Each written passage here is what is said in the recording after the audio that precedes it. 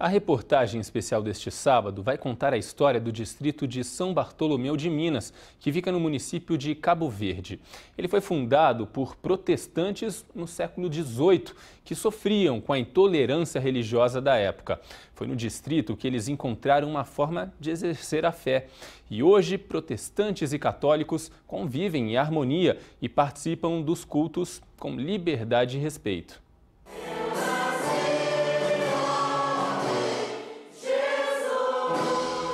A igreja cheia e os hinos são a prova da fé em Jesus Cristo. Somos uma igreja de origem reformada, do século XVI, uma igreja calvinista, e nós somos uma igreja que professamos a nossa fé em Cristo Jesus. Essa é a Igreja Presbiteriana Independente. Aqui, famílias do distrito de São Bartolomeu de Minas, em Cabo Verde, se reúnem toda semana. A escolha pela religião faz parte da vida de pessoas de todas as idades. Mas nem sempre foi assim. Entre os séculos XVI a XIX, presbiterianos, seguidores de Lutero e João Calvino, líderes religiosos protestantes, eram perseguidos, torturados, queimados e mortos pela Santa Inquisição. A resistência a esses religiosos chegou ao Brasil e ao sul de Minas, ao mesmo tempo em que os interesses pela Bíblia e pelo protestantismo também cresciam. Entre eles estavam o promotor de justiça Antônio de Pádua Dias e Francisco de Assis Dias.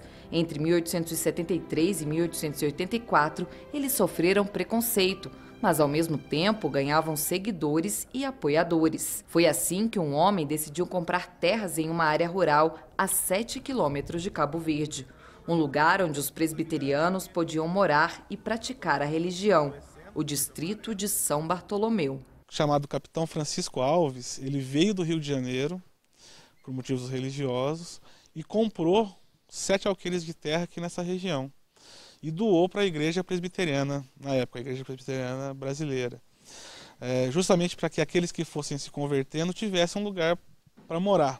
Nascido no distrito, o historiador Hamilton pesquisa essa história. São casos contados de pais para filhos e registrados em poucos manuscritos.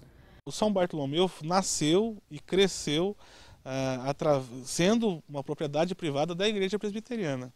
Isso até a década de 80, 1982, que o prefeito da época de Cabo Verde adquiriu da igreja presbiteriana para poder fazer toda a infraestrutura do bairro. Livres para praticar a fé, os moradores se reuniam nas casas e nos sítios para fazer os cultos evangélicos. Até que 10 anos depois, um morador muito influente aqui na cidade decidiu construir o primeiro templo. A Igreja Presbiteriana de São Bartolomeu foi feita mais ou menos aqui, nesse ponto.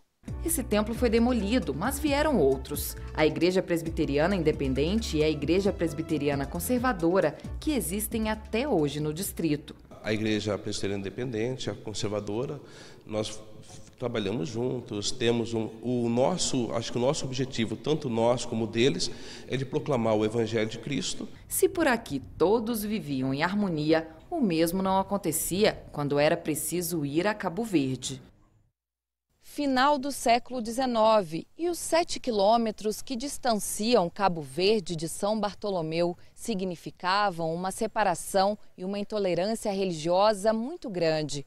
Católicos e protestantes não podiam frequentar os mesmos lugares, nem o cemitério de Cabo Verde podia ser usado. Por isso, foi preciso improvisar um cemitério aqui mesmo em São Bartolomeu.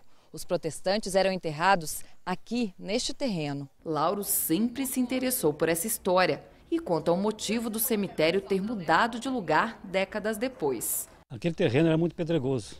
Quando foi aberto o cemitério lá, possivelmente foi encontrar muita dificuldade para fazer as covas, porque era feito no solo. Então, por isso, eles mudaram aqui para esse lugar aqui em cima. Assim, a história da formação de São Bartolomeu se difere da dos outros municípios e povoados de Minas Gerais. Isso porque a maioria deles se formou em torno da Igreja Católica. Aqui não. A Capela de São Bartolomeu foi construída só 40 anos depois da formação do bairro. Uma família, então, doou um terreno que não fazia parte das terras do distrito. E essa família doou 2.000 metros onde nós estamos, na Igreja Católica, e foi construída uma capela no final da década de 30, aqui para que os católicos pudessem ter um templo para poder rezar. E se William Shakespeare disse que há mais mistérios entre o céu e a terra do que a vã filosofia dos homens possa imaginar, uma dúvida aqui nesse distrito ainda não foi desfeita. É sobre o nome católico, São Bartolomeu. Muitos acreditam que ele faz referência à noite de São Bartolomeu na França, um episódio de assassinatos em repressão ao protestantismo no século XVI. Mas pode ser apenas uma grande coincidência. É uma incrível coincidência. Não é nenhuma referência à noite de São Bartolomeu. Até uma das coincidências é que no dia 15 de agosto do início do século XX, houve um vendaval aqui que destruiu toda a comunidade, no dia da padroeira da cidade de Cabo Verde, né? A origem de Cabo Verde se dá quando o desbravador Veríssimo João de Carvalho, ele chega nessa região e o dia de chegada é 24 de agosto de 1762, que era dia de São Bartolomeu. Então, desde o princípio, aquelas famílias que habitavam aqui tiveram então como patrono, e porque ele chegou aqui no dia 24, o nome de São Bartolomeu. Alguns moradores acham que o distrito deveria levar o nome de um dos fundadores, Antônio de Pádua Dias. Ele é daqui desse lugar, né? Então é a gente que começou mesmo foi que teve começo a igreja presbiteriana, né, aqui nesse lugar. Seria legal, então, se chamasse Pádua Dias. Pádua Dias. Independente de nomes e escolhas, essa história deixa a lição da tolerância religiosa. Exemplos como Bernadette e Carlos. Ela é católica, ele presbiteriano. Estão casados, mas na juventude precisaram lutar por esse amor. Você sonha muito, né? E achando que é o príncipe encantado, né? E aí é aquele negócio. Tá? Quando os pais não querem, vai se tornando como Romeu e Julieta, né? Aí você quer mesmo, né? Foram 13 anos de namoro escondido, idas e vindas, até o casamento, apenas no civil. A cerimônia religiosa aconteceu quando o casal já tinha 2 filhos, mais de uma década depois, na igreja presbiteriana. Assim, Bernadette conseguiu a bênção do Papa para essa união. Tinha uns amigos meus que me ajudaram, eu escrevi uma carta para o Dom José Geraldo, bispo de Guaxupé. Ele foi muito pronto para me ajudar, mandou os papéis para o Papa, e aí houve a autorização do casamento. O amor é diferente, né? O que a gente sente, a gente tem que concluir aquilo, né?